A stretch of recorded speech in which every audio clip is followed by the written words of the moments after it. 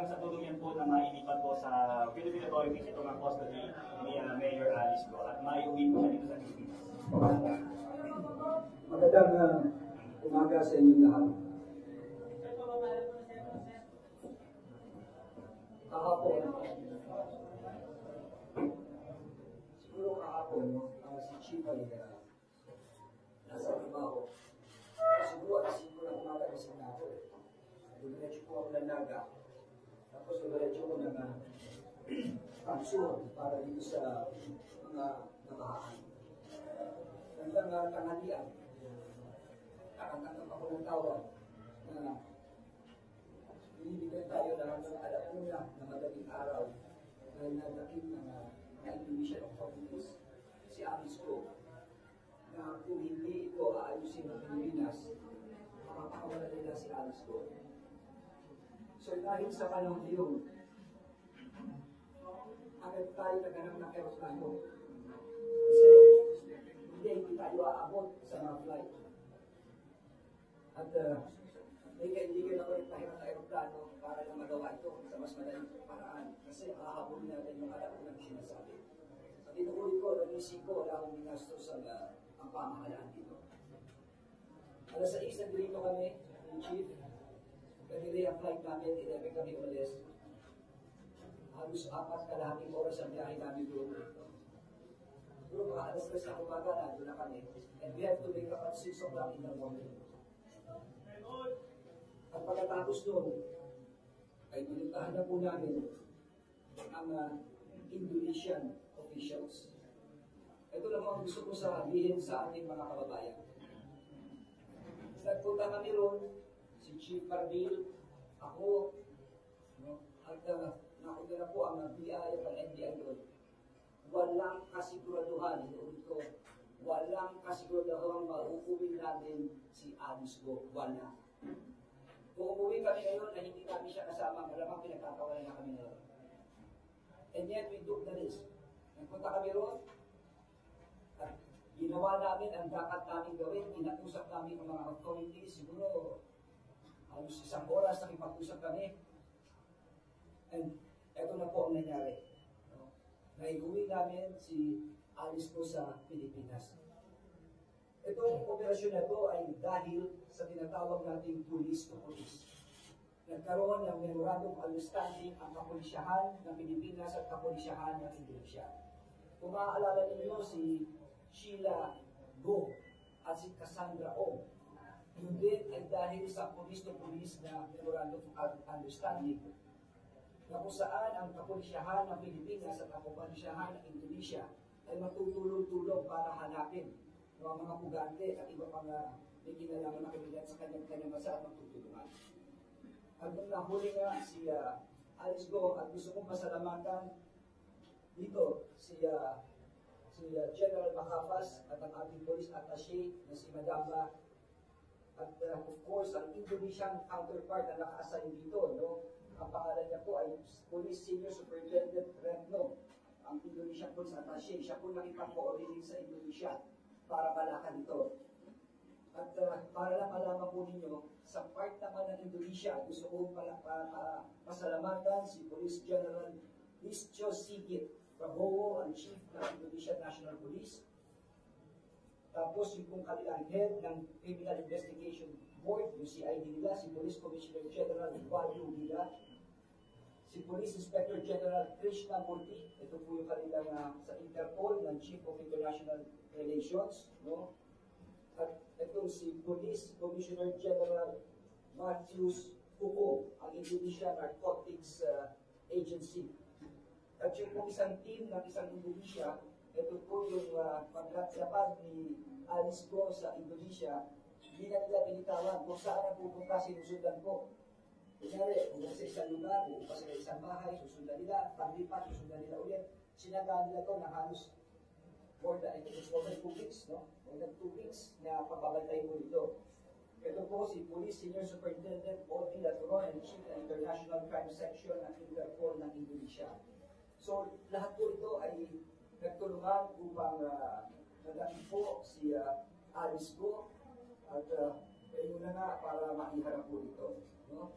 So, nung pumayag na po ang Indonesian authorities, ito po ay siya po ay dineport sa Pilipinas at nagdali na po namin ang aming proseso at ito na po ang nangyari ngayon na iuli na po namin si Alice po. Yes. Sir, EJ Gomez po, GMA Integrated News.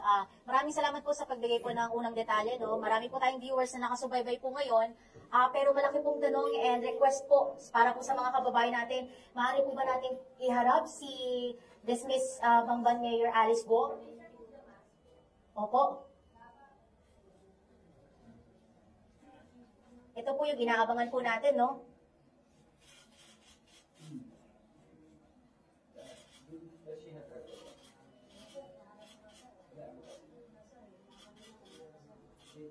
Mga kapuso, sa mga oras na to, hinahanap daw yung abogado ni dating Mayor Alice Go. Wala ba tayo human rights dito or what? Ayoko lang kasi magkaroon tayo ng problema sa human rights. Sabi ni DILG Secretary Benar Avalos, chinecheck lang nila, no, kasi ayaw magkaroon ng violation or kung ano mang, ayan, okay. Kaya naghahanap daw sila ng anyone official from the human rights. Okay, sa unang pagkakataon, humarap po sa media itong si dating Bamban Mayor Alice Go. Makikita niyo po naka-orange t-shirt siya. Suot ang t-shirt na yan, nakasulat na CIDG detainee. Ilang segundo lang po humarap. Sir, baka po pwedeng... Thank you very much.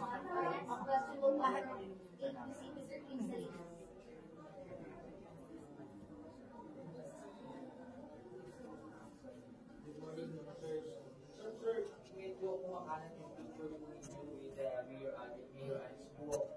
So, kung saan masaya kayo with CPNP, ano po yung masasabi niyo po dito? Kasi medyo nagpa-viral na ang social media. Well, salamat sa pagtanong mo. No? Alice, narinig mo? Sabi, okay. Nag-request si Alice na kausapin kaming dalawa ni Chief. At sinabi niya na meron siya mga death threats. At inassure ko siya, ni Chief, na yung death threats, huwag na alalahanin importante, sabihin niya lahat ng totoo. Lahat, huwag siya matakot, kasi sino pang malalaking tao ito. Kasi baka tayo ng kapot siya. Tapos pinadocument namin, para lang malinaw ito, na hindi ko naman alam kung ano yung ginagawa niya, nakaharap siya, siyempre nakatingin ako sa camera ng gano'n. Ang hirap na gano'n, di ba? So yun po ang nangyari niya. No? Alice, gusto mo bang sagutin? Magkaroon mo ano? Ayan, humarap po ulit. Si Alice Go, sa unang pagkakataon magsasalita.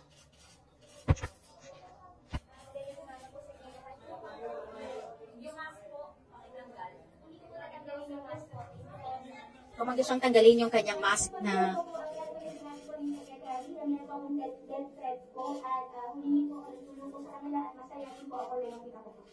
I feel safe po, maraming salamat. Kay Alice, kaya po ba medyo masaya po kayo sa mga pictures, yung mga nakikipag-selfie pa po sa inyo, lagi kayo nakasmile, na parang less stress po kayo sa inyo pong sitwasyon? Opo. SILD, last na lang po, kanino po mananatili ngayon si Mayor Alice po? Sa Senate po ba o sa PNP Custodial Center natin? Ganito po kasi, no, nag-file po ng kaso. Kung maalala ninyo, ang unang nag-file ng kaso laban kay Alice po ay DILG. At ito naging basihan ng ombudsman na mag-issue ng preventive suspension. Kung maalala niyo. Ngayon, ito ngayon pinag namin sa ombudsman. Ito ngayon ay nakita ng ombudsman at kinampihan ng DILG. At sinampa po ito at kinasuhan na po siya. At ito ngayon ay nasa korte ng Kapas Tarlac. At ang Kapas Tarlac po ay nag-issue ng warrant of arrest laban kay Alice Go. Ganun po ang nangyari. Meron na po siyang warrant ngayon. At kanina nga pinasahan siya, sa aeroplano pa lang pinasahan na po siya. Binasa yung kanyang rimanda, nakarimanda at na-arresto po. Dahil po rito, siya ay pansamantala, maski na yung kanila, tumulo siya sa PNP. siguro si Chief ang makakapag salita na rito. No? At yun naman sa Senado, kung sakali man, kung mag-debate siya, pwede na siya mapunta sa Senado. Ganun po kasi ang Chief Editor, alam ko kung paano ang proseso ng mga gawin ng police. What will happen is, pupunin ko na assure you under the position of PNP na siya agency natin. No? Kasi meron siyang standing warrant sa Paris. Then after that, na-serve na-inform yung court sa FTC. Then kung nakapag-base siya, then we would nag-get over po natin sa Senate. Kung wala po kung turn off, kung wala po siyang bail, it would be under the position po ng CIDG ng PNP po. Sir, thank you very much. We will entertain two more last questions, and we approach you today, Ms. Nympha Ravelo. Morning, sir. Sir, Nympha Ravelo from DZO. Pa-explain lang po para sa ating viewers and listeners. Kasi po si Mayor Alice po, former mayor, nakita kanina habang sinudo niya sa Indonesia, naka-casual clothes na siya, masaya siya, nakapag-selfie pa nga. Pero ngayon po, naka-orange t-shirt with CIDG mark. Ang paliwanag lang po. At nakaposes po ba siya yung ba yung tinataktayan ng white hat? Yes, nakaposes po siya. Nakaposes. Dito po kasi yan, pagpunta niya rito, binasahan po siya sa aeroplano ng kanyang kaso. No, kasi nung umalis kami, wala pa akong nabara. May ilang araw na tulog natin. So, binasahan po siya at binagshot po siya po sa loob. Iuwi siya ng medical record, etc.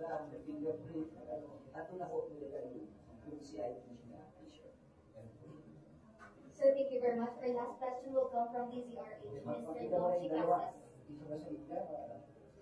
Pareho na kanya sila. Sir, last question po will come from DZRH, Mr. Dolce Casas. After the DCRH, sasabihin sinabi mong DCRH. Sige po, DCRH muna po. Then we'll entertain two more po. Okay, sir, good morning. Kay General Secretary, Secretary of the Sir, itong pagka-aresto kay Mayor, former Mayor Alice, meron po ba siyang kinalaman din, sir, may politika po ba ito na involved dito, sir? Ganito na po yan. No? Kaya importante sa amin na mapunta sa Indonesia si Chief. Pagkakala sinabi ko sa Indonesia, wala kami kasiguraduhan makukuha namin ang público. At ang mabigat po kung babalik kami dito na hindi namin dala sa ayos ko, katakot-takot ng kritisismo yan. Ngayon, bakit namin ginawa ito? Dahil ito yung proseso ng ating batas na dapat makuha siya ng kapulisyahan. We were given a very tight time limit. Imagine, alauna ng umaga. Anong oras kami umalis dito? Hinahabol namin yung alauna na yun. Mabuti na lang, sinabihan kami rin na dahil nakita nga, na persistent kami, in-adjust yung timing. In-adjust nila hanggang pinakakulan na. Kaya nakagalaw kami ng squad. Yung nagkaroon kami ng dito. Ngayon, tatanong ako, bakit gano'n? Well, yung nga sinasabi namin kay Alice, huwag kang matakot. Huwag kang matakot. Kung ikaw natatakot sa buhay mo, we will provide you all of the security na kailangan mo, importante lang. Ituro mo ang mga taong malalaki dito. Lahat ang pangalan ibigay mo para magkaroon ng hustisya na dito at matapos dito. Dahil yun lang ang bagay na talaga magpapaayos sa kanya. Sabi niya, totoo. May proseso tayo dito. Ibigay niya yung mga pangalan at andito ang pulis para proteksyonan siya ang kanyang buhay. No? Yun ang in-assure namin sa kanila. So what was your reply po doon sa pag-encourage niyo sa kanya na magsabi ng totoo? Well, siguro kalong nito siya. No? Kalong nito siya. Pero parang may connected po siya. nakita mo naman doon sa picture niya kanina, parang she felt relieved eh. Alice, can you answer that? Oh, wala rin lawyer niya. It's another human rights. Pero wala po siyang commitment sa inyo kanina. Commitment na sasabihin niyo, yun lang sinabi ko, yun ang pinali ko sa kanya. Huwag siyang katakot, sabihin yung totoo. Yun lang. We will take care of her security. Sir, Yeah. sir, kayo nagtutulog dun sa, napag-usapan ba sa Indonesia yung swap? May drug lord Well, eto na lang, ang basis nitong ating ginawa ay deportation proceeding. Totoo lang, napakabigat na mission namin, ha? Napakabigat ito. Ganun kakomplikado ito. Meron kayo mga swap-swap na namin nag-uusapan na ganyan. Hindi biro ito. Pero ako'y nagpapasalamat muli sa Indonesian government. And by the way, it is right now the 75 years of Philippines and Indonesia friendship. Itong taon na ito. Nag-call itself, nandun pa kasi sa Tupacre, nasa Indonesia pa ngayon. No? So, ang naging basis nito ay talagang ang deportation naman. Yun ang pinag-usapan. Okay? Sir, thank you Yes. po. Sir, we have one more question from DWI's Mr. Joey Pineda. So, natupad ba kung sino po, paano po nakalabas at kung mayroon ang taong nasa likod? Hindi na po namin, kasi masyadong mabilis ang pangyayari. Yung maraming tao kanina. No? At totoo lang, bukod sa chief, sa PNP, ano rin po, gusto ko rin pasalamatan no, ang NBI at ang ating immigration. No? Ang mga na sinabi ko, nagpunta kami ron, alam ko ang lakatan namin kung sa kapila yung nakukuha o hindi. Naging parang masaya lang talaga na nakuha namin.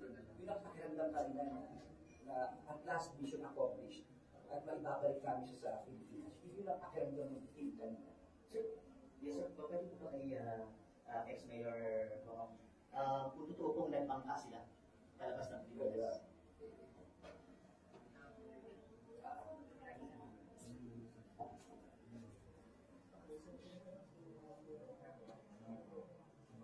Wala kasi siya assistant sa council. Sana kaunawaan ng ating mga kababayan. Meron tayong tinatawag ng Miranda rights. Ito yung basta isang tao ay, of course, ay nasasakdal. No? She has the right to remain silent for a minute. She has the right to a counsel. May karapatan kasi isang abogado.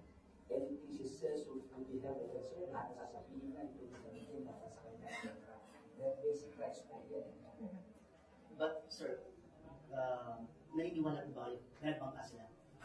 Well, mahirap mag-judge eh. Maraming posibilidad. At for me, hindi malayo yung sinasabi niyo. Pero malubang ang ating ang problema namin. Pinag-usapan namin sa Indonesia kanina.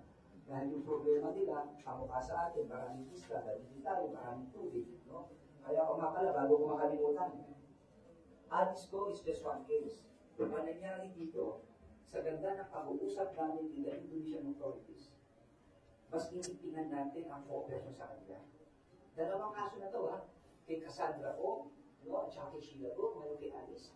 At pinag-usapan namin na like drugs, smuggling, mga fugitives, magtutulungan na gusto ang Indonesia at Philippines. And from time to time, mag-uusap.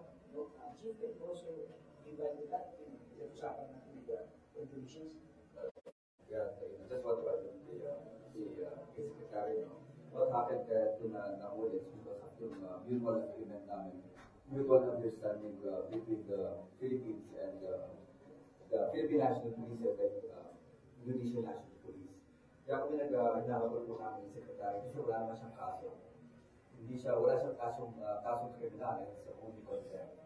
Kaya yung hinahabol namin kasi sabi ng Indonesian National Police, wala silang jurisdiction kasi wala naman talagang criminal case. So what happened, inaabot ko namin at least kahit na paano napakasapan sila to take care of sa ano natin. And kaya nga nagkakaproblema kami kasi since walang kaso at nahihirapan rin yung Indonesian National Police kung paano lang i-hold ng matagal. At don't happy about, I just want to add, no? Kaya nag-smile kanina. In the first place, wala siyang kaso noong that time.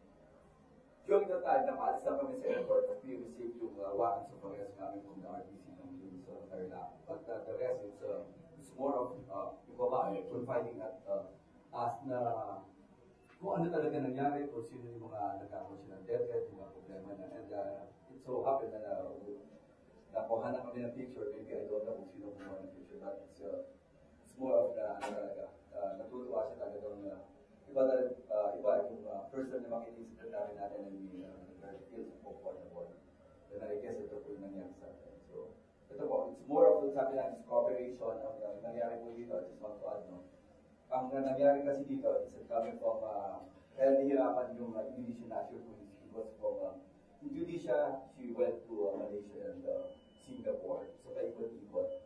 And they took, and sabi ko nga, it's really a psychiatric choice na chance na talaga na buhay nila. Just they took a risk to open up one of the houses na nagtatago siya. Kaya yun po yung nangyari sa tama po sa sabi ni ano, it's really more for mutual agreement between us. Kaya lang nga, sinasabi nga ng Indonesia National Police, you have to go there right away because they have no case. We cannot hold them for quite a while, more than 24 hours. So po yun, ito po yung nangyari sa issues sa Alice ko. Sir, thank At you. idalagdag ko lang, no, ano na sa mga nakikinig mo. Napakahirap na maging pugartika sa ibang bansa. Tandaan nila. At yun ang pinag-usapan namin sa Indonesia tayo. Yung Interpol, yung International Police, ng Pilipinas, ng Indonesia, ng Singapore, ng Malaysia, nasasaling pwersa yan. Kung anong nangyari rito ngayon sa Indonesia at Pilipinas, yan ang mangyayari sa lugar nito. Talagang nagtutulungan. Yung po ang napakasunod namin. Sir, thank you very much. Thank you very much. We have last one question for the video. Good morning, Gilbert from Rapid. Sir, do you confirm that the swap was at least on the table, will it be discussed further? Well, actually, yung swap na sinasabi ninyo is just, hindi naman masyadong, hindi nakapag-usapan eh. No? It was just bypassing lang, na sinasabi lang nila na, I think, as far as Indonesia is concerned, it was mentioned that yung death penalty for that person, I think his name is Haas, no? Hindi nila kinukonsider. Pero, it was never the basis nitong pagbalik kay Alice. Hindi dahil may swap, at I want to make that very clear. It's not because of that, it's because of the recognition. Okay? One last question. Sir Joanna Balearan from GD Press. Sir, so you're saying kanina na you're going to protect Alice. So you're saying po ngayon na there are bigger people or syndicate behind her and she's not the leader of the crimes that she Do not put words into my mouth. Simple lang ang sinasabi ko. Sinabi ni Alice, natatakot siya sa buhay niya at kaya siya umalis dito sa bansa. No? Natatakot siya, maski siguro natatakot siya. Sabi namin, natatakot. Sabi dito lahat. At kung proteksyonan ka ng pulis ang buhay ko.